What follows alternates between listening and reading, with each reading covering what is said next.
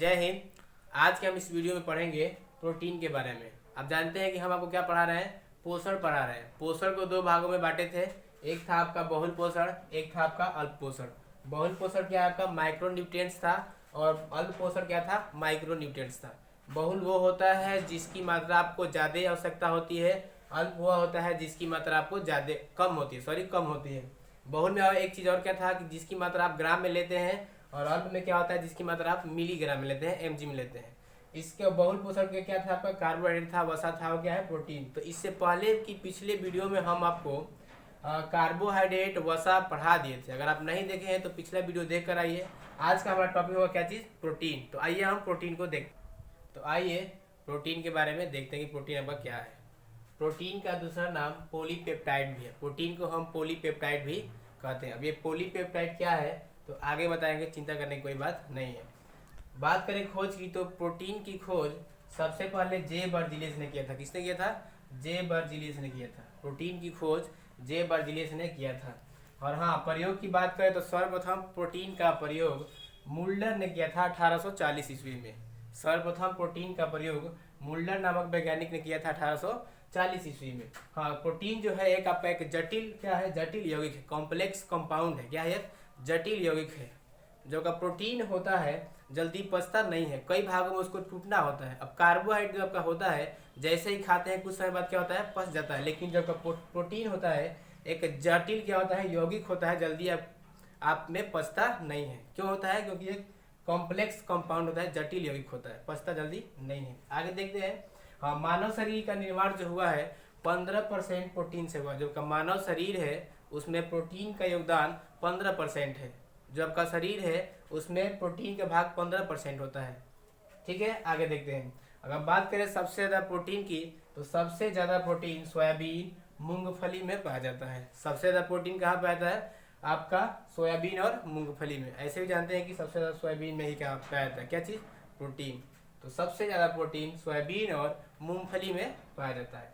अगर कार्य देखें प्रोटीन के बारे में, कार्य इसका तो इसका मुख्य कार्य क्या है, शरीर की वृद्धि में सहायता प्रदान करना।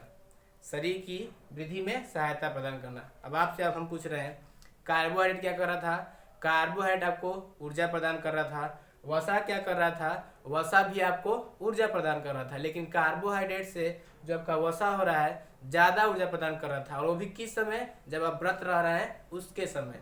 तो कार्बोहाइड्रेट भी ऊर्जा और वसा भी ऊर्जा। लेकिन जब का प्रोटीन होता है या शरीर की वृद्धि में क्या होता है, सहायक होता है। और खास तौर से बच्चों में क्या होता है, ज़्यादा सहायक होता है। बच्चों को ज़्यादा मात्रा में क्या चाहिए, प्रोटीन की मात्रा चाहिए, ताकि उनका शरीर जो है ग्रोथ कर सके, शरीर उनका बढ़ सके। इतना क्लियर हुआ, आगे देखते हैं। साथ ही साथ जो प्रोटीन होता है मांसपेशियों के निर्माण में भी क्या होता है, सहायक होता है। हम इससे पहले आपको बताए थे कि जो भी आपका स्किन होता है उसके नीचे जो आपकी वसा होती है, वसा जो फैट होता है वह लिपोप्रोटीन के रूप में क्या रहता है, संचित रहता है। लिपोप्रोटीन के रूप में संचित रहता है। और लिपोप्रोटीन है क्या, तो लिपिड प्लस प्रोटीन, मतलब कि वसा और प्रोटीन दोनों मिल करके आपके स्किन के नीचे क्या रहते हैं, स्टोर रहते हैं, संचित रहते हैं। जिसमें से आपका लिपिड पढ़ा दिए हैं, वसा पहले ही पढ़ा दिए हैं, नहीं देखे तो आप देख सकते हैं, और प्रोटीन आपको पढ़ा रहे हैं। तो क्या है आपका, साथ ही साथ जो आपका प्रोटीन है वह आपके मांसपेशियों के निर्माण में भी क्या करता है, सहायता प्रदान करता है। अभी हमें पढ़ ही रहे हैं कि 15% योगदान होता है किसका, प्रोटीन का, शरीर के निर्माण में। तो साथ ही साथ मांसपेशियों के निर्माण में भी प्रोटीन सहायता प्रदान करता है। इतना क्लियर हुआ, आगे देखते हैं। एक चीज़ और, एंटीबॉडी, हार्मोन्स एंड एंजाइम। आप नहीं जानते हैं तो जान लीजिए। जो भी आपके हार्मोन्स होते हैं, एंजाइम होते हैं, और जो भी आपके रोग प्रतिरोधक होते हैं, जो आपके रोगों से लड़ने का काम करते हैं, वो सब की बात करें तो आपके प्रोटीन के ही बने होते हैं। किसके, प्रोटीन के ही। आप चिंता ना करें, हम आपको एंजाइम और आपका हार्मोन्स आपके पाचन तंत्र में बहुत अच्छा से पढ़ाएंगे, चिंता करने की कोई बात नहीं। बस आप इतना जानिए कि जो हार्मोन्स होते हैं, एंटीबॉडी जो होते हैं, आपका एंजाइम्स होता है, वो आपके क्या होते हैं, प्रोटीन के ही बने होते हैं, या वही प्रोटीन ही होते हैं। इतना क्लियर हुआ, आगे देखते हैं। अगर बात करें सबसे छोटी इकाई की, कार्बोहाइड्रेट का सबसे छोटी इकाई क्या थी, वो आपका क्या था, ग्लूकोज के अणु थे। उसी तरह से अगर बात करें वसा की, तो वसा की सबसे छोटी इकाई क्या थी, तो वो आपका था वसीय अम्ल था, फैटी एसिड था। इतना क्लियर हो रहा है कि नहीं। जिस तरह से हमारा शरीर है ढेर सारी कोशिकाओं से मिल करके बना है, उसी तरह से कार्बोहाइड्रेट भी क्या होता, ढेर सारे ग्लूकोज के अणुओं से मिलकर बना था। उसी तरह से आपका वसा भी किससे बना था, वसीय अम्ल से बना था, फैटी एसिड से बना था। अगर बात करें प्रोटीन की, तो प्रोटीन जो होता है वो भी उसकी सबसे छोटी इकाई क्या होती है, एमिनो अम्ल होती है। प्रोटीन जो आपका बना होता है ढेर सारे एमिनो अम्ल से मिलकर बना होता है, एमिनो एसिड से मिलकर बना होता है। इतना क्लियर हुआ। तो हम कह सकते हैं क्या, तो हम कह सकते हैं क्या कि प्रोटीन की जो लघुत्तम इकाई है, सबसे छोटी इकाई है, क्या है आपका, एमिनो अम्ल है। हाँ, कह सकते हैं कि प्रोटीन की छोटी इकाई क्या है, एमिनो अम्ल है, क्योंकि एमिनो अम्ल से मिलकर के बना है। अगर बात करें एमिनो अम्ल या प्रोटीन के बारे में कि प्रोटीन का निर्माण किन किन तत्वों से हुआ है, तो आइए दिखाते हैं आपको। एमिनो अम्ल का निर्माण अर्थात प्रोटीन का निर्माण कार्बन, हाइड्रोजन और ऑक्सीजन और नाइट्रोजन से मिलकर के हुआ है। 4 तत्वों से हुआ है। कौन कौन, तो आपके प्रोटीन में कार्बन, हाइड्रोजन, ऑक्सीजन और नाइट्रोजन, ये 4 तत्व क्या होते हैं, पाए जाते हैं। इतना क्लियर हुआ। आगे देखते हैं। साथ ही साथ जो एमिनो अम्ल होता है, इसकी प्रकृति कैसी होती है, इसका स्वाद कैसा होता है, ये दोनों प्रवृत्ति होते हैं, क्षारीय भी होते हैं और क्या होते हैं, अम्लीय होते हैं। अब आप कहेंगे कि एमिनो एसिड है तो नाम से क्या है, एमिनो अम्ल है तो क्या होगा आपका, अम्लीय होगा। नहीं, एमिनो अम्ल जो आपका होता है क्षारीय भी होता है और अम्लीय भी होता है। अर्थात जब दोनों गुण हो तो क्या कह सकते हैं उसको, तो उसको आप उभयधर्मी भी कह सकते हैं, कि दोनों जो गुण रखता है उसको हम उभयधर्मी भी कह सकते हैं। एम्फोटेरिक होते हैं, क्या होते हैं, एम्फोटेरिक होते हैं। जो आपके एमिनो अम्ल होते हैं एम्फोटेरिक होते हैं, उभयधर्मी होते हैं, क्षारीय अम्लीय दोनों होते हैं, खट्टा और कड़वा दोनों होते हैं। इतना क्लियर हुआ। हाँ, जो आपके जो NH2 समूह वाले होंगे एमिनो अम्ल, जो आपके NH2 समूह वाले होंगे वो आपके अम्लीय होंगे, और जो आपका COOH समूह वाला होगा अर्थात कार्बोक्सिलिक ग्रुप का होगा, उसमें आपका क्या होगा, उसमें आपका क्षारीय होगा। इतना क्लियर हुआ। आगे देखते हैं। प्रोटीन का जो निर्माण हुआ है, आप अभी कह रहे हैं, हम कह रहे हैं कि प्रोटीन का निर्माण एमिनो अम्ल से हुआ है। किससे हुआ है, एमिनो अम्ल से हुआ है। तो कितने एमिनो अम्ल से हुआ है, तो प्रोटीन का निर्माण 20 तरह के एमिनो अम्ल से हुआ है। मतलब कि एक प्रोटीन का निर्माण 20 तरह के एमिनो एसिड से मिलकर के होता है। अब चिंता मत करिए, हम बताएंगे कौन कौन से एमिनो अम्ल होते हैं। मतलब प्रोटीन का निर्माण 20 तरह के एमिनो अम्ल से मिलकर के हुआ है।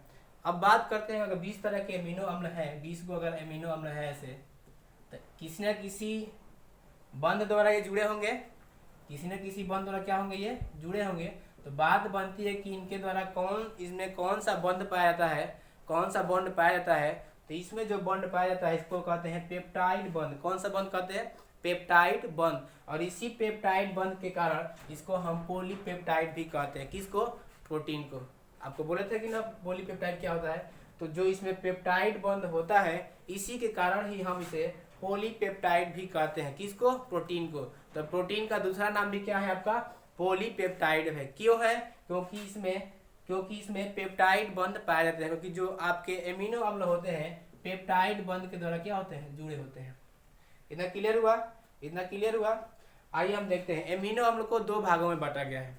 जो भी आपके एमिनो एसिड होते हैं उसको 2 भागों में बांटा गया है। एक का नाम है एसेंशियल एमिनो एसिड और दूसरा है आपका नॉन एसेंशियल एमिनो एसिड। देख लीजिए यहाँ पे, एक है आपका एसेंशियल एमिनो एसिड और दूसरा है आपका नॉन एसेंशियल एमिनो एसिड। अब ये एसेंशियल एमिनो एसिड क्या होते हैं, इनका नाम है तात्विक एमिनो अम्ल। तत्व जो होंगे तात्विक एमिनो अम्ल। और ये क्या है आपके नॉन एसेंशियल मतलब अतात्विक एमिनो अम्ल। अच्छा, जो कि तात्विक होते हैं ये जो होते हैं, जो हमारे शरीर को बाहर से मंगाने पड़ते हैं, इसको बाहर से लेना पड़ता है, किसी न किसी भोज्य पदार्थ के माध्यम से इनको हम बाहर से लेते हैं। तो जिनको हम बाहर से लेंगे उनको हम तात्विक एमिनो अम्ल कहेंगे, एसेंशियल एमिनो एसिड कहेंगे। इनका स्रोत कौन कौन सा होता है, जैसे कि मांस हुआ, दाल हुआ, अंडा हुआ, ये सब मतलब बाहरी खाद्य पदार्थों से क्या करते हैं, इनको हम प्रयोग मतलब कि लाते हैं या इनका प्रयोग करते हैं। किससे, मांस से, दाल से और अंडा से बाहर से प्राप्त करते हैं। ये हमारे शरीर में नहीं रहते हैं। लेकिन कुछ ऐसे होते हैं जो हमारा शरीर क्या होता है, स्वयं उनका निर्माण कर लेता है। हमारा शरीर स्वयं उनका निर्माण कर लेता है, और जब उनका निर्माण कर लेगा तो उसको हम कहेंगे अतात्विक एमिनो अम्ल। अतात्विक एमिनो अम्ल, नॉन एसेंशियल एमिनो एसिड। हमारा शरीर जो होता है, हाँ बात यहाँ पे आती है कि कितने एमिनो अम्ल की आवश्यकता होती है, तो 10 एमिनो अम्ल की आवश्यकता होती है बाहर से किसी भोज्य पदार्थ से खाने के बाद मिलता है, और 10 जो होता है हमारा शरीर स्वयं निर्माण कर लेता है। कभी कभी यहाँ पे 9 भी दे सकता है और कभी कभी यहाँ पे 11 भी दे सकता है। तो एग्जाम पे डिपेंड करे कैसा क्वेश्चन आपका आ रहा है। कौन सा आपका क्वेश्चन आ रहा है और ऑप्शन में आपका क्या है। इतना क्लियर हुआ। जो 10 आपके अमीनो एसिड होते हैं वो हमें बाहरी खाद्य पदार्थों से प्राप्त करना पड़ता है, और जो 10 आपके होते हैं वो हमारा शरीर स्वयं निर्माण कर लेता है। तो आइए देखते हैं कि वो 20 तरह के कौन से अमीनो एसिड हैं। आइए देखते हैं। तो आइए दोस्त देख लेते हैं कि अमीनो अम्ल जो होते हैं आपके 20 टाइप के वो कौन कौन से होते हैं।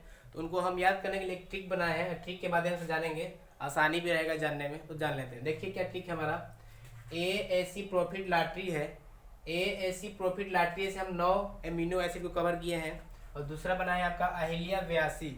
आप 82 अगर ऐसे लिख रहे हैं 82 में जैसे आप हिंदी में लिखेंगे तो ऐसे बनेगा। तो आपका इससे अहिल्या 82 से आपके 6 अमीनो अम्ल कवर हो जाएंगे।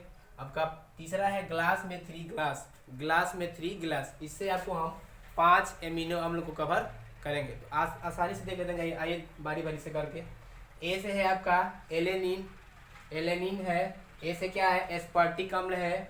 सी से क्या है सिस्टीन अम्ल है। प्रो से क्या है प्रोलीन है। फी से क्या है फिनाइल एलेनिन है। टॉ से क्या है टायरोसिन है आपका। उसके बाद ला से क्या है तो लाइसिन है। टी से क्या है आपका ट्रिप्टोफेन है से क्या है आपका हाइड्रोक्सीप्रोलीन है।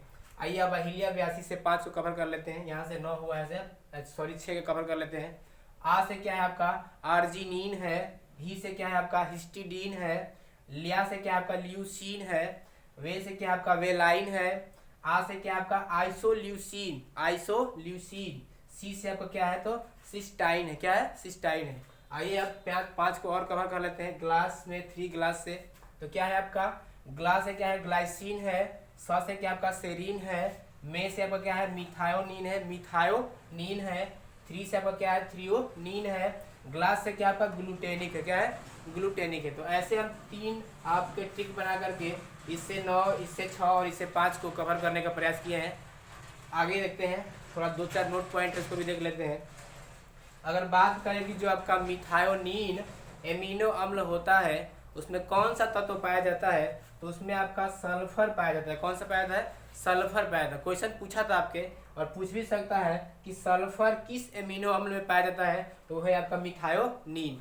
उसके बाद है आपका एक क्वेश्चन और है, नोट में लिखे इसको कि बासमती चावल जो होते हैं जैसे ही उबालने के बाद बनने के बाद लंबे हो जाते हैं, फैल कर क्या होते हैं बड़े हो जाते हैं। कारण क्या है तो उसमें एक एमिनो अम्ल पाया जाता है और उस एमिनो अम्ल का नाम क्या है लाइसिन है। क्या है लाइसिन है। आप देखेंगे फॉर्चून वाला चावल जो होता है बासमती चावल जो लंबा चावल होता है उसमें लाइसिन एमिनो अम्ल पाया जाता है। जैसे ही बॉइलिंग होता है उबलता है, उबलने के बाद फैल जाता है। किसके कारण तो लाइसिन। क्वेश्चन पूछता है कि बासमती चावल क्यों उबलने के बाद फैल जाता है बड़ा हो जाता है, तो उसमें क्या होता है लाइसिन एमिनो अम्ल या एमिनो एसिड के कारण फैल जाता है ना। क्लियर हुआ। हाँ एक बात और है कि बासमती चावल में सुगंध क्यों आती है, तो उसका भी रीजन है। उसमें जो होते हैं आपके पाइरोल कंपाउंड पाए जाते हैं। जो इसमें कण होते हैं एक पाइरोल यौगिक के द्वारा जुड़े होते हैं, उसी यौगिक पाइरोल कंपाउंड के द्वारा क्या आती है बासमती चावल में सुगंध आती है, खुशबू आती है।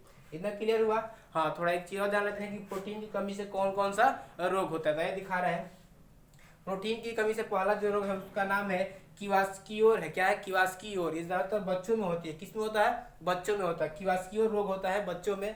इसमें होता क्या है तो हाथ पैर कमजोर पड़ जाते हैं और पेट जो होता है आपका बाहर निकल आता है। कौन से रोग में क्विवास्कियोर रोग में। किसमें होता है बच्चे में होता है। ठीक है किसकी कमी से प्रोटीन की कमी से। आगे देखते हैं दूसरा क्या है आपका मैरास्मस है। क्या है मैरास्मस है। मैरास्मस को हम कुपोषण भी कहते हैं। क्या कहते हैं कुपोषण भी कहते हैं। इसमें क्या होता है तो बच्चों में भी बीमारी होती है। क्या होता है सारे शरीर क्या होता है पतले होते हैं, केवल हड्डी दिखने लगती है। ये कौन सा है कुपोषण रोग है। इसको हम मैरास्मस कहते हैं। क्या कहते हैं अंग्रेजी में मैरास्मस कहते हैं। किसकी कमी से होती है तो प्रोटीन की कमी से होती है। आपका तीसरा रोग का क्या नाम है तो कैकेसिया। क्या है कैकेसिया रोग होता है, वो भी आपके बच्चों में ही होता है। और इसमें क्या होता है तो जो आपकी हड्डियां होती हैं वो भंगुर हो जाती हैं। जैसे ही हड्डियां होती हैं टूटने लगती हैं, उनमें दम नहीं रहता है, कमजोर पड़ जाती हैं। तो आशा करता हूँ दोस्त ये समझ में आया होगा और अच्छे से समझ में आया होगा। अगर हमारा वीडियो आपको अच्छा समझ में आया, अच्छा लगे तो आप प्लीज़ चैनल को सब्सक्राइब करिए, लाइक करिए, कमेंट करिए। हाँ शेयर भी करना ना भूलें। साथ साथ आपका बेल आइकन है उसको भी प्रेस करना ना मिले। तो चलते हैं तब तक के लिए जय हिंद और मिलते हैं अगले वीडियो में।